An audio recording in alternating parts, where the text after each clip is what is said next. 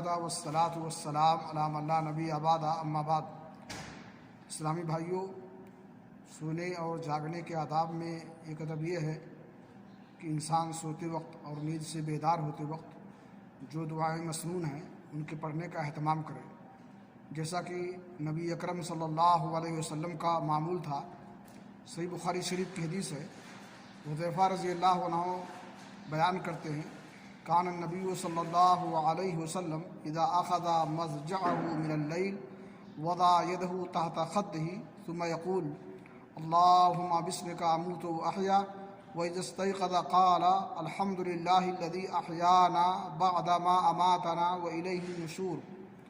کہ اللہ کے نبی صلی اللہ علیہ وسلم اپنی خوابگاہ میں جب قرار پکڑتے رات کو تو آپ اپنا دایاں ہاتھ اپنے دائیں رخسار کے نیچے رکھ کر یہ دعا پڑھتے تھے، اللہم باسمک اموت واحیا، اے اللہ تعالیٰ تیرے ہی نام سے میں مرتا ہوں اور تیرے ہی نام سے زندہ ہوتا ہوں۔